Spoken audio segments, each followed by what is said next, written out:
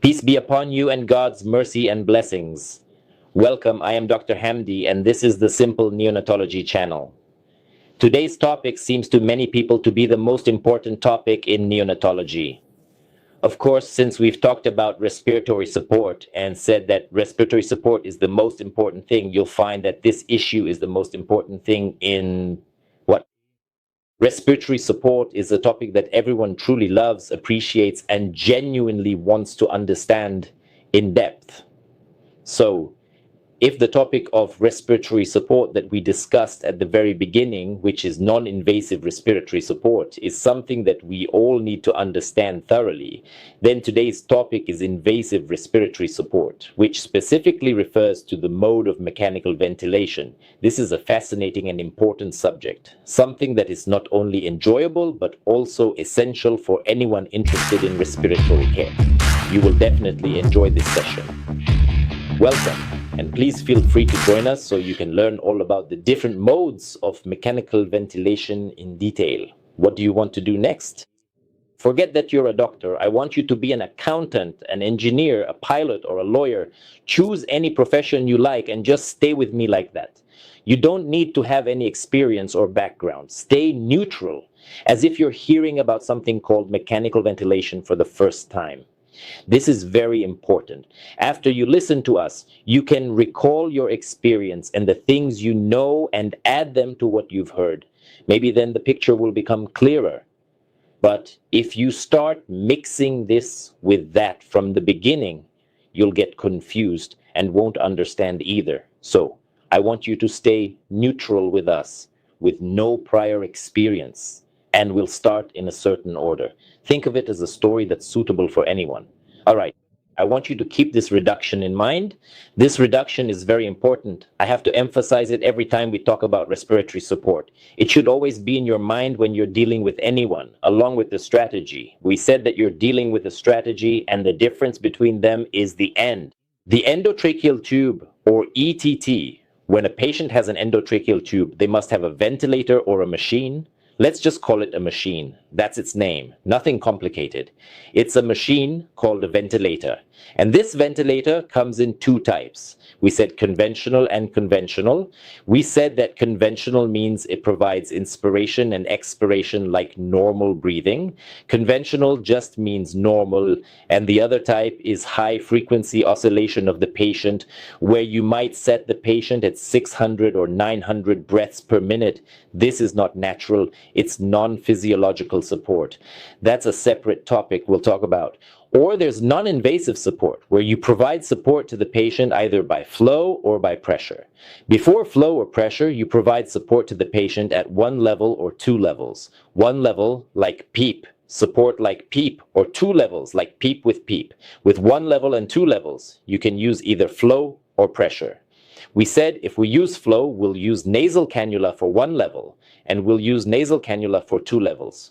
For pressure, we'll use three machines: the ventilator, CPAP, BiPAP, and bubble CPAP. We mentioned bubble CPAP to be sure about it. These four machines can help with pressure. Only bubble CPAP is used, only bubble CPAP, and the ventilator. This was a quick breakdown to help us think, because we always need to keep it in mind. If I tell you we want to look at the ventilator, it's unknown. We'll figure it out together. If you think you want to set up the ventilator, what will you do? Imagine this scenario with me from the very beginning. You're alone somewhere and you find a person in front of you, your own child, and they're not breathing at all. So you start using an ambu bag and perform positive pressure ventilation.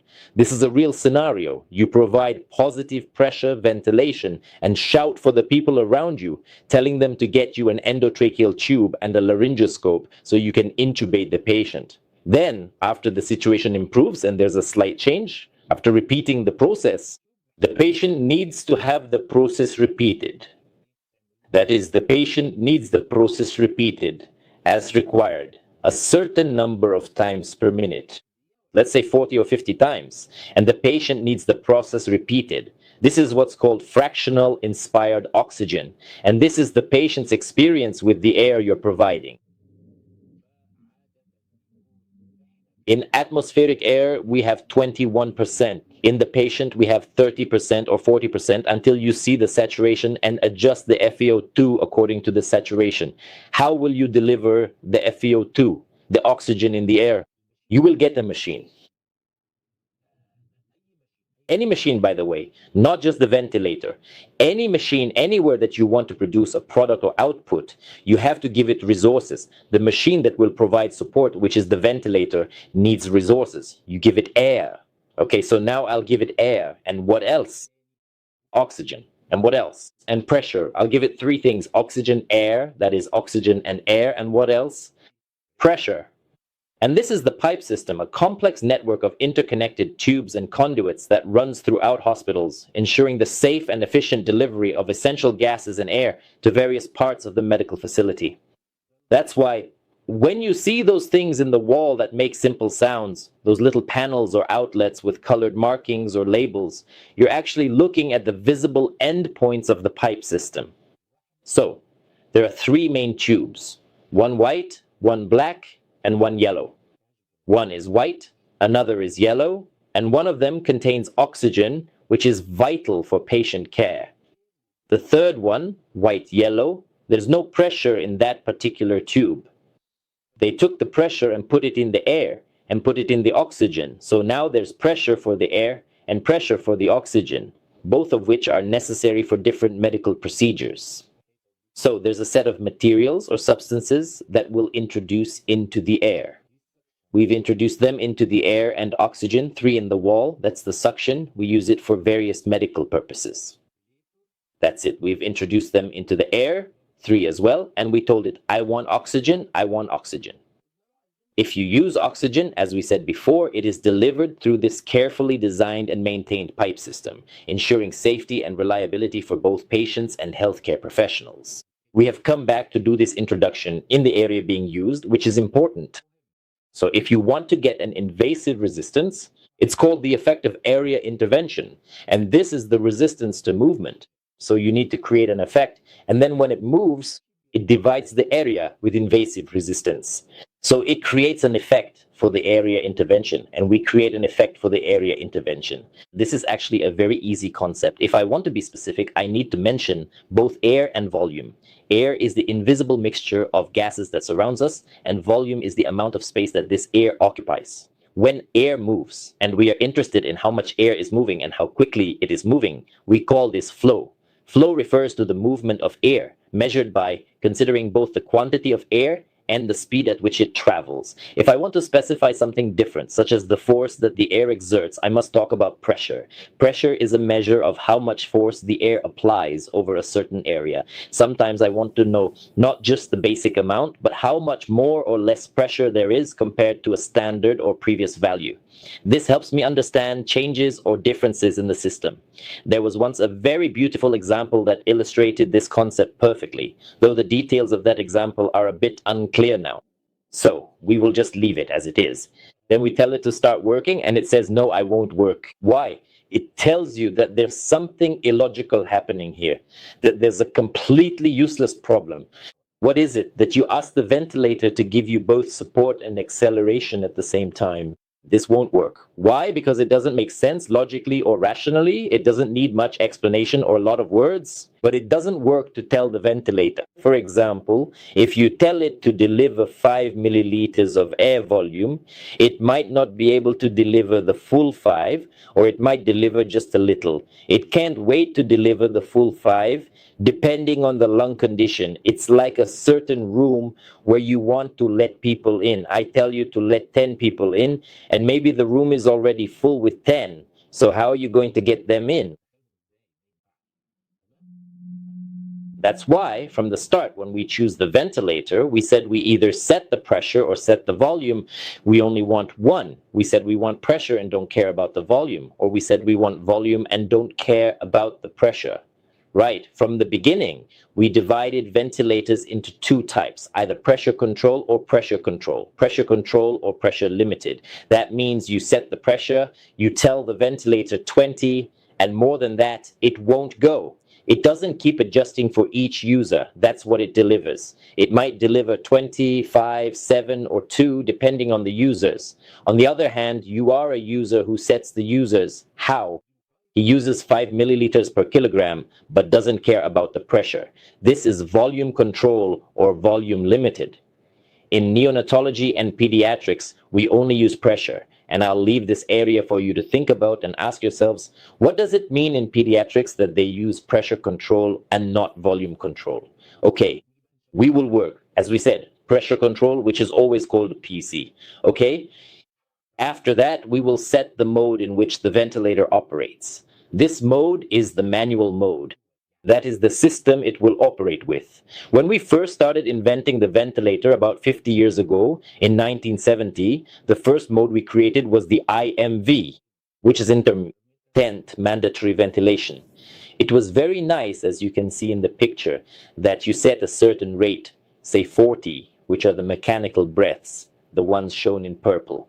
You give these to the patient, and the patient may also be breathing on their own and has spontaneous use breathing, meaning you'll find that the second wave below is the spontaneous use breathing.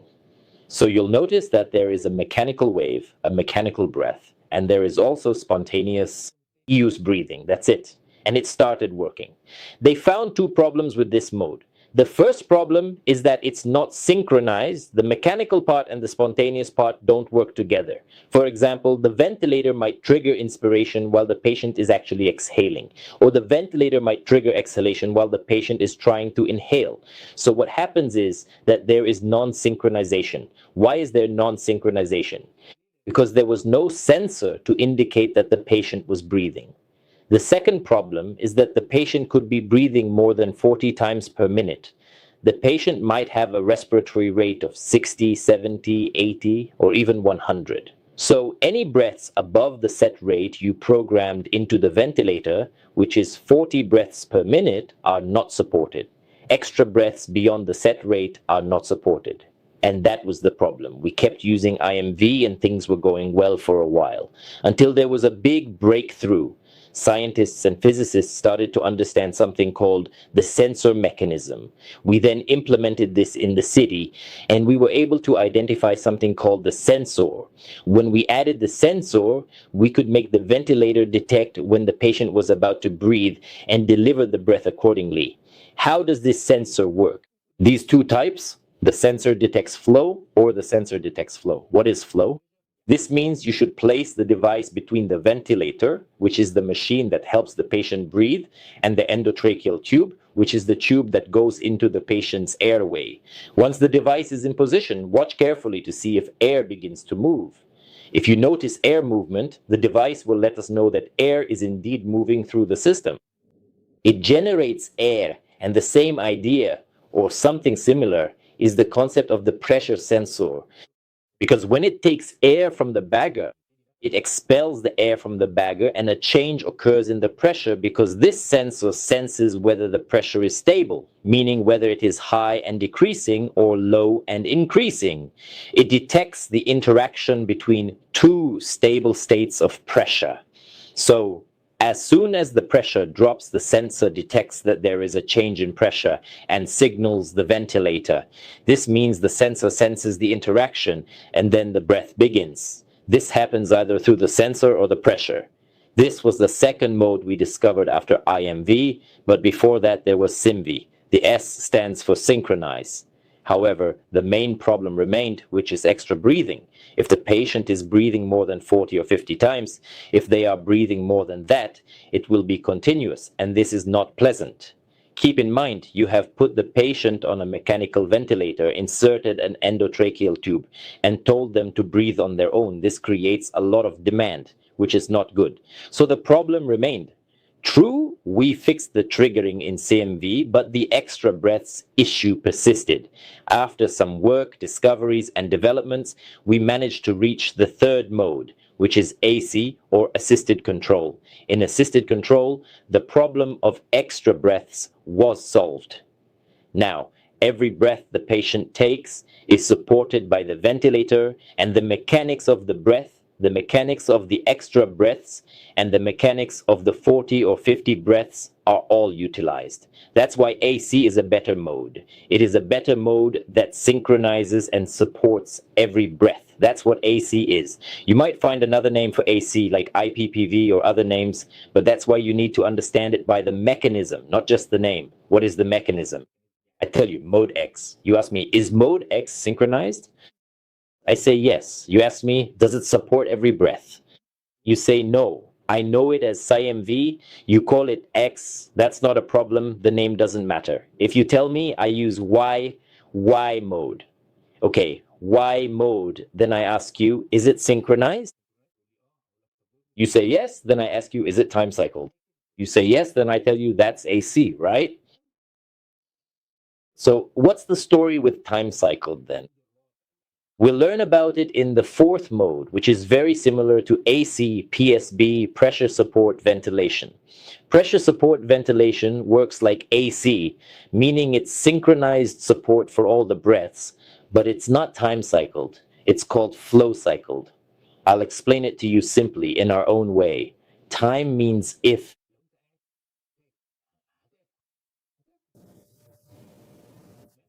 you were eating, you would only eat food. And after a quarter of an hour, you would eat again. Then we would remove the food from your table. Someone else comes with a plate of food, and we finish it all together. When you finish eating, please let us know so we can take the food away. These are the AC and PSV. AC is time cycled, meaning you remove the food at a set, predetermined time, and whether you finish eating or not, the food is taken away. So it's all about setting the time. If you tell it to finish in 60 minutes, it goes every second, pushes, and counts. If you set a time, it calculates it, but in the remaining time, it keeps pushing, but waits for the time to finish. When the time is up, it stops and removes it. That's why it's considered more physiological, but people might not use the node familial much. But anyway, it uses extra breaths, but just time. But in flow cycled, the process is different. AC is time cycled, okay? Finally, in our situation, there are people, fans of SMV, people who love it. They love it and don't know why they love it, but that's not a problem.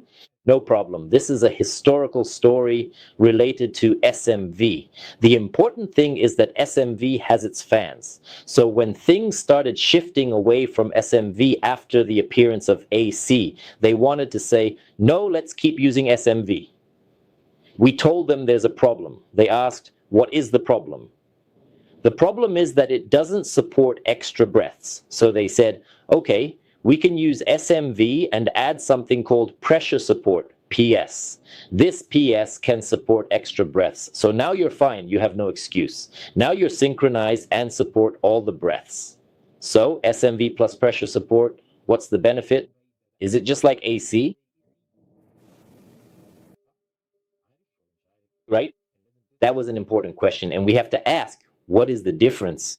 The difference is very important, and it's not just a minor detail. The difference is in a single word, so we don't get confused by reading a lot of things and hearing different terms.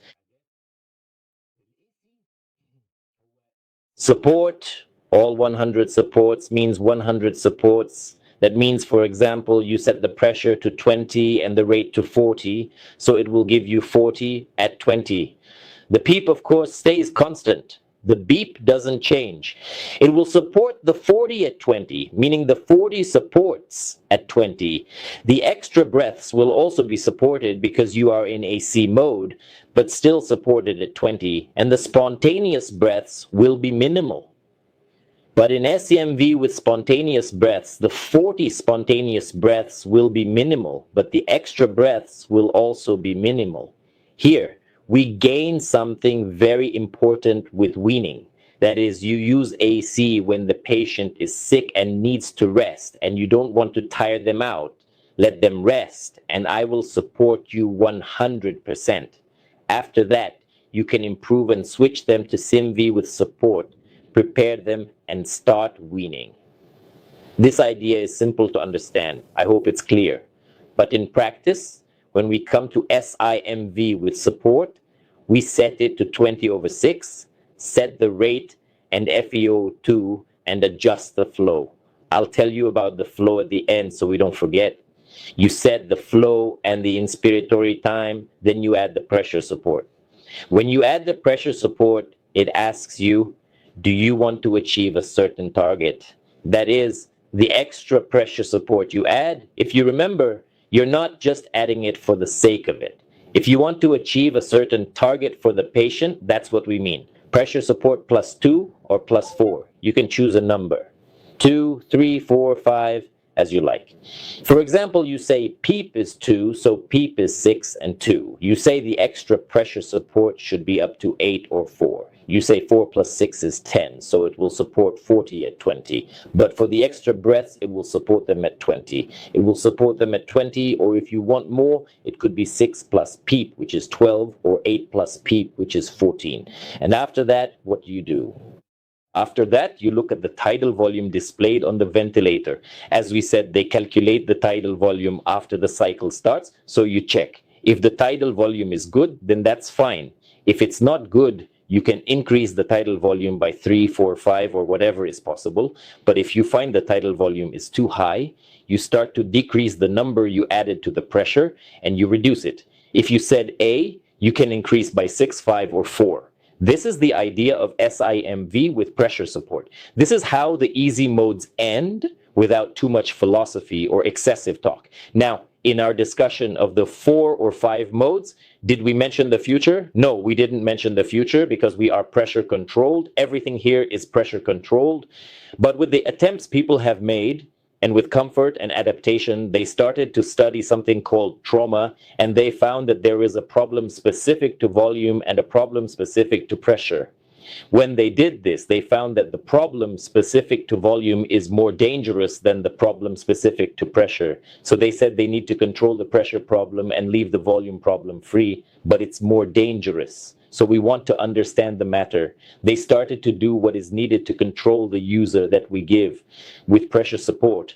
Or it's not about the range of intervention, because this has nothing to do with the range of intervention. For adults, we don't know anything about the range of intervention for adults. So what do? They said it's not about you intervening in the range, but rather about the range itself. However, the ventilator can tell you the amount of volume that entered after the cycle.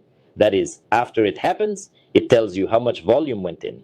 So, is there a way for us to increase or decrease this level? If we increase the level, more volume will enter. If we decrease the level, less volume will enter. We can control the volume through the level. With every cycle we set, we look at the ventilator and it calculates the volume for every cycle, every breath.